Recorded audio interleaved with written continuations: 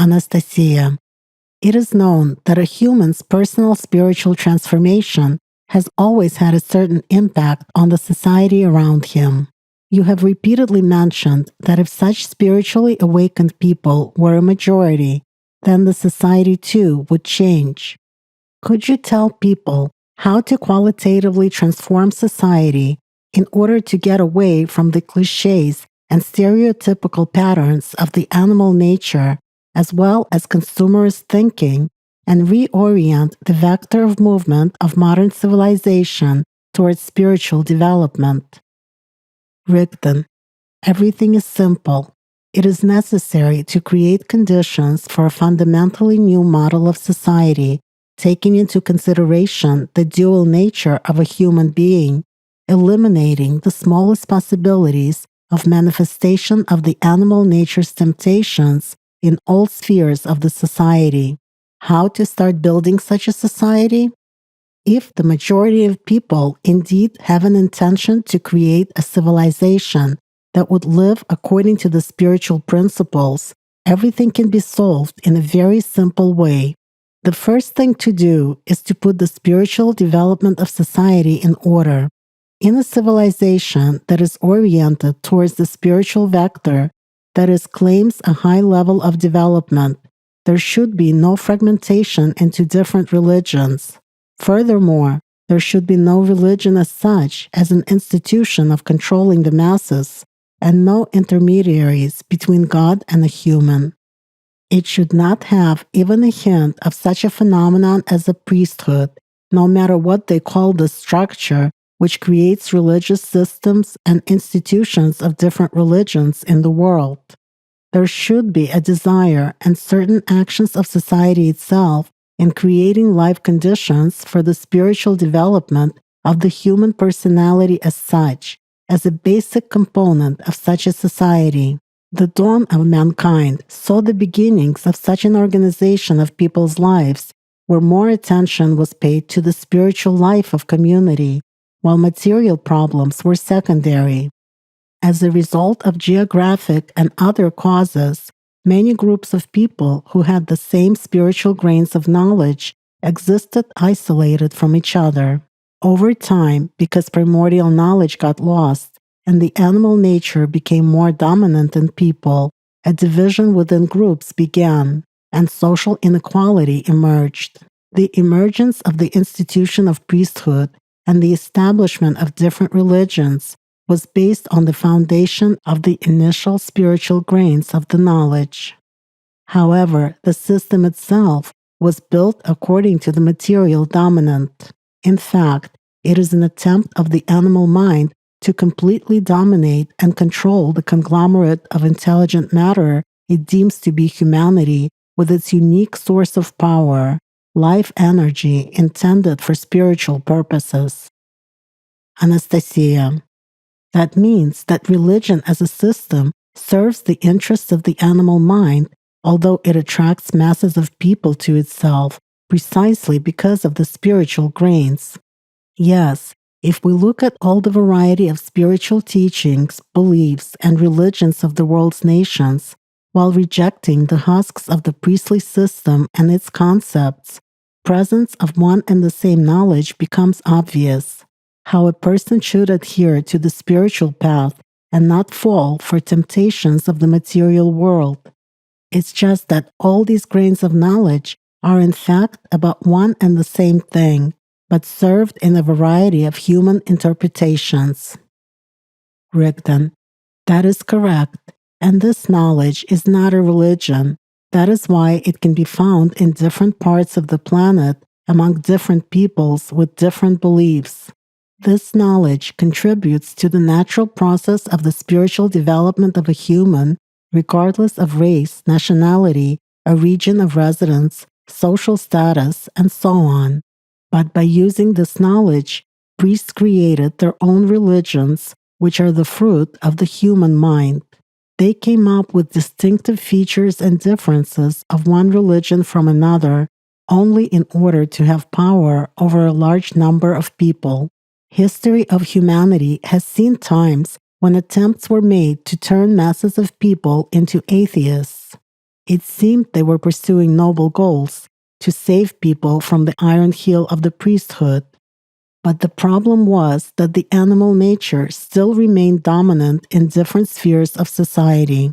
So instead of a bright future, conditions were created in humanity for a worse form of the dominance of the animal mind's will to manifest in people's consciousness.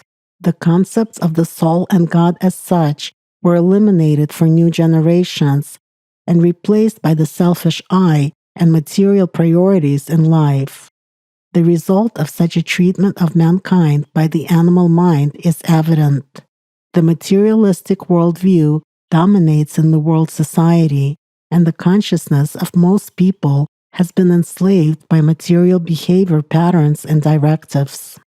Today, a person who believes in one God and prays for the salvation of his soul is unfortunately perceived by most people as a relic of the past, as a kind of an individual who has been alienated from society and whose consciousness is supposedly blinkered by a religion or a sect, even if he has nothing to do with these organizations. Why has such a negative attitude towards the main meaning of the human life, spiritual development, God, and the soul, gained such a foothold in today's society? Because the priorities of the animal mind are being promoted and glorified everywhere, and they orient society towards material values and consumerist principles. The minds of people are dominated by an attitude of saving and accumulating money, property, real estate, an unlimited right to preserve and pass them on by inheritance. A person narrow-mindedly sees the purpose of his life in this, thus attempting to get fame for himself, not only during life, but also to keep it after his death. This is a sort of an element of a substitution from the animal mind, so to speak, a substitute for immortality. Individual desires of the masses of people are reduced to an aspiration to possess something, have power in the material world, turn everything that surrounds them, including themselves, into their indivisible property. All this does not simply point at pathogenic signs of infection of society by the animal mind's attitudes, but also at the fact that humanity is coming to the edge of self-destruction. And unless urgent measures are taken now for its spiritual recovery, tomorrow may be too late, because destructive processes will have become irreversible. The most important thing is to realize that only a human himself can save both himself and society around him with his choice and his actions. Anastasia. Yes, those two age-old questions are, who is to blame and what do we do? Rigdon. People must not waste time searching for someone to blame, entertaining their animal nature, or wait for someone to do something for them. They themselves need to start acting and become a good example to others. In society, people are drawn to those who have honor and dignity, who help others for free, who live according to their conscience, who truly serve the spiritual world, ignoring material priorities. That is the kind of person you need to be, first of all, improving yourself.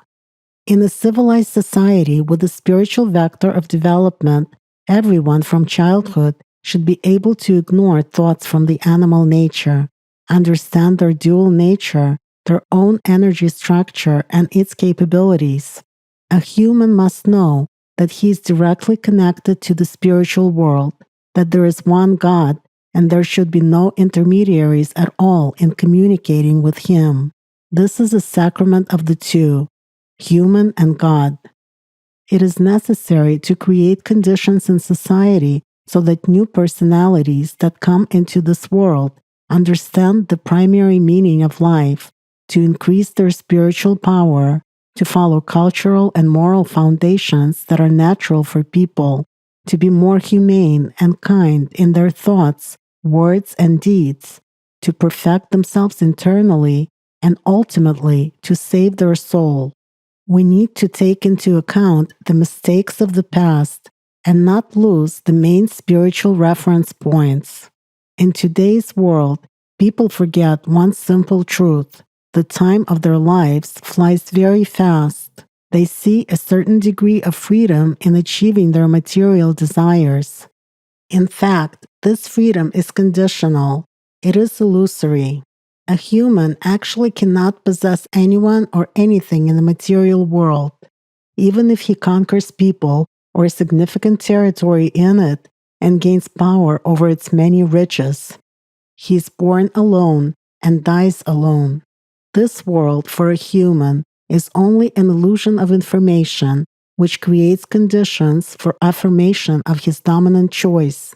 In such a qualitatively new society, various spiritual self-improvement tools must be on record and available to the personality. If a person wants to use additional tools for his spiritual development, for instance in the form of prayers, spiritual practices, meditation, and so on, he is more than welcome. This is his desire. But tools are just tools.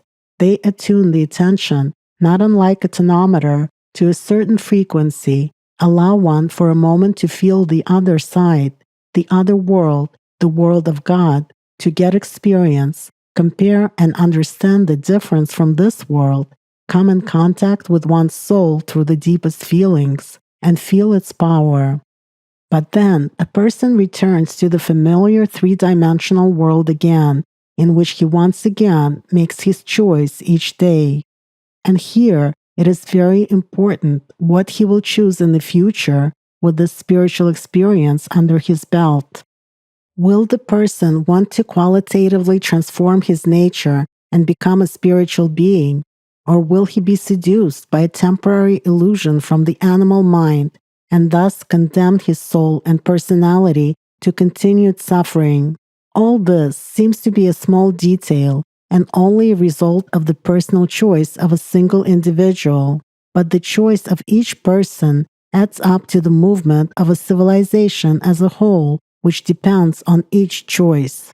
It all starts with the purity and sincerity of intentions of each individual in the society, his or her true inner choice, and a responsible approach to life, given its very limited term. In order to establish civilized order in society, and first and foremost in the spiritual aspect, it is necessary for the society to have as many as possible spiritually literate people. This refers to those who perfect and transform themselves spiritually, expanding their horizons of knowledge. At first stages, it is imperative for such people to join forces for the purpose of disseminating the knowledge in various spheres of society.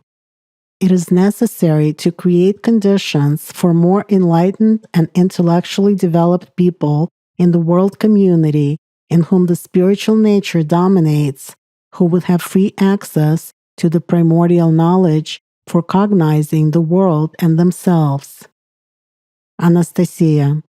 In other words, to do everything possible so that the priorities based on the internal need to create and increase good became firmly established in society. I give to God and I give to people, rather than the current give and take format of consumerist thinking of buying and selling. Rigdon. Absolutely right. So then, next it is necessary to abolish the very structure of priesthood, this mass of various religious hierarchies and armies of priests who perform sacrificial rites and who consider themselves to be intermediaries between people and God, no matter what he may be called in different religions, but in fact, who just live at the expense of the public. For many of them, religion is a mere occupation and a source of income, acquired at the expense of ordinary believers' labor. It is a means of manipulation of mass consciousness through faith for political purposes. In order to abolish the structure of priesthood, revolutions are not necessary. There is no need to organize bloody showdowns, strife, and similar provocations of the animal nature. It is possible to abolish the system in a peaceful way. After all, priests are people too, just like everybody else. They also tend to make mistakes, just like any person. It is simply necessary to create such conditions for society in which the institution of priesthood disintegrates on its own as unnecessary. Then people who belong to it will find themselves in other professions which are more useful for society according to their real priorities and choices in life. Anastasia, how do we create such conditions? Rigdon, actually, it is not that difficult. People should simply stop sinning themselves by seducing priests with their alms. In the end, when this business ceases to bring them personal income, they will be forced to take off their priestly garments and go to work for the benefit of society, just like everyone else. In general, if we speak about the concept of sin as a religious term, alms to priests can be called one of the heaviest sins, no matter what denomination they belong to. Why? A person donates to priests and their army of hired servants in the mistaken belief that they are more holy than him, that those people wearing other garments are closer to God, and therefore their prayer is more effective. But priests are people just like the rest. They have not yet saved themselves and their soul, so how can they save others? At the same time, once again, the person should stop and think for whom this material sacrifice is made and for what purposes. So the material alms of believers are needed only by the army of priests. God needs neither money nor other riches of the material world. The relationship between a human and God is based solely on the deepest personal feelings of the person from the contact with the spiritual world, his sincere love and gratitude to God. These true deepest feelings of a human towards God are the only real treasure that can be accepted by that world. These relationships with the spiritual world take place without any intermediaries. It should be understood that as long as the person evaluates the world from the perspective of a resident of three-dimensional space, that is through the prism of his material thinking, then in many spiritual matters he will be full of illusions cast by his pridefulness. He thinks that since he has deigned to pay some of his attention to the spiritual world, then entire hosts of angels have to take care of him, cater to his requests, and practically carry him to paradise on royal pillows. In reality, until the personality matures spiritually, it is unnoticeable to the spiritual world. I apologize for a commonplace human comparison, but such personalities are like millions of reproductive cells. Gametes have a set of chromosomes and carry hereditary characteristics. A person does not even notice their material emergence, existence, and death. Moreover, he sometimes uses their power without even realizing it. However, when two gametes fuse into a zygote, an embryo begins to develop. Here, at least one person, the woman, in the spiritual sense, the divine feminine principle, will be unable to ignore this fact. She will surely pay close attention to this phenomenon and will take care of the new being in the future. It is the same in the spiritual aspect. People need to develop themselves diligently, master spiritual practices, live by means of communication with the world of God at a deep level of feelings, so that the personality is able to fuse with the soul, and they earn the right to be accepted into eternity. Then the spiritual world, too, will turn its attention to this individual. It will dote on him as a long-awaited new perfect being. Unfortunately, the ancient truth about achieving fusion of the personality with the soul has been lost in the modern world, and a person hoping to express his love and gratitude towards God gives material alms to priests, thereby pandering to the animal mind in tempting and seducing people in priestly garments with the material world. You sin, and the priest sins by taking the alms, which become a subject of temptation for him. With your alms, you make him think not about the spiritual, but about the material, not about taking care of his soul and true service to God, but of increasing his material income. Do you understand where the severity of this sin lies? With his alms, a person pushes the personality and the soul of the priest into hell, inclining his choice in favor of matter, that is the animal mind, while also burdening himself with the sinful act. This sin is even more terrible than killing the human body, because the body is a temporary garment, in fact ashes, while this sin is like a deadly poison for the soul, which deprives this personality of the chance to break through to eternal life.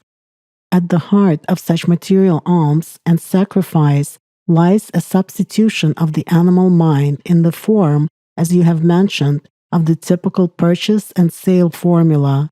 You scratch my back and I'll scratch yours.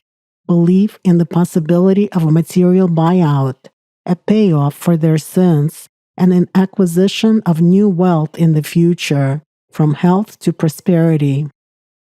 Anastasia. Many people have just never stopped and thought about it. At that, ordinary believers regard such requests of alms in favor of the church as natural and humane, because this implies helping other people, since usually priests and their servants justify their requests of alms, for example, by construction of a new temple, church needs. Previously in sermons, the word church was often linked to the concept of heavenly church, help to the needy believers, and so on. Nobody reports to the flock about the actual circumstances of distribution of this public money, or provides them with any financial statements of income and expenses. Rigdon. In a normal civilized society, helping other people, just like building, for example, a temple intended for collective spiritual practices, can and should be done by associations of ordinary citizens, residents of a particular locality or community. All this is done according to the following principle. People come together, decide, and get it done if it really is vitally important for the locals and if they really wish it. For instance, people in a village want to build a temple for themselves, their children, and fellow villagers. They are to live here, and they should decide how to live, not someone from above.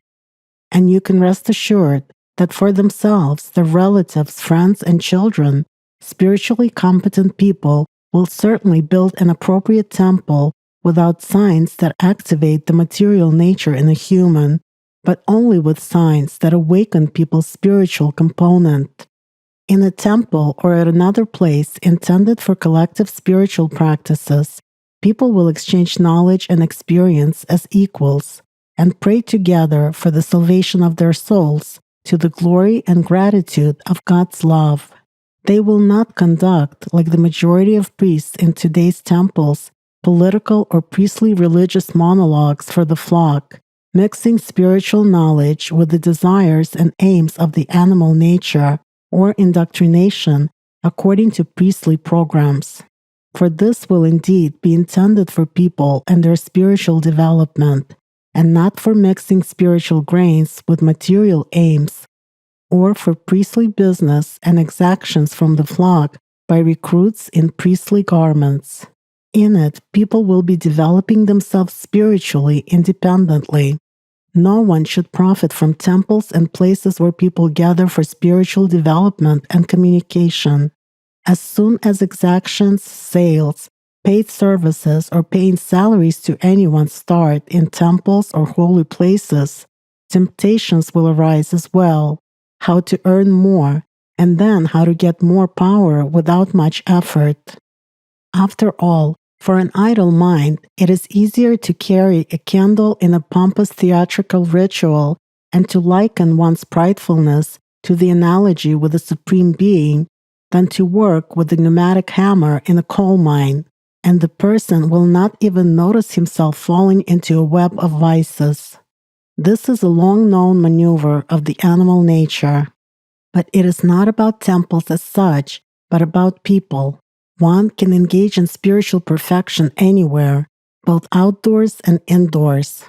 I have already recounted how in the ancient times people engaged in spiritual development in caves, and generations of people came there and learned spiritual practices by the signs and symbols painted on the rock walls by their ancestors.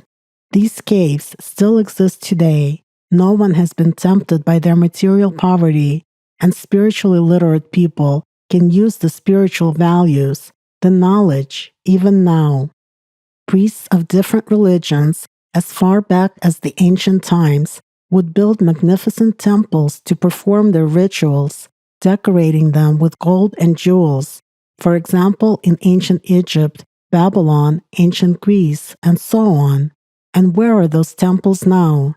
They have been replaced by ruins, and the gold has long been looted by the people who were tempted by such material treasures. It is a disgrace to tempt people with material things in the places where spiritual education takes place. So people must not be allowed to make a profit from the spiritual aspiration of others. Dissemination of spiritual knowledge must not bring any financial or other material benefit to a person. This is the only way it is possible to avoid material temptations. And then the person will do this with all of his heart and soul, with sincerity of his spiritual intentions. Anastasia. Yes, the problem of most believers is that by making donations to religions, people in fact, in a way, buy their way out of the spiritual work on themselves, writing off the matters of their conscience onto priesthood. Instead of doing good themselves in the world, it is easier for them to give money to the servants of the altar, and the priesthood uses this with impunity. Rigdon. Unfortunately, this is so.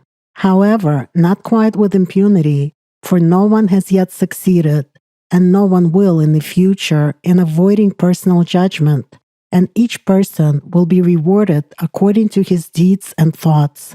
As for the people themselves who attempt to buy their way out of spiritual work at the expense of alms to priests, that is their mistake.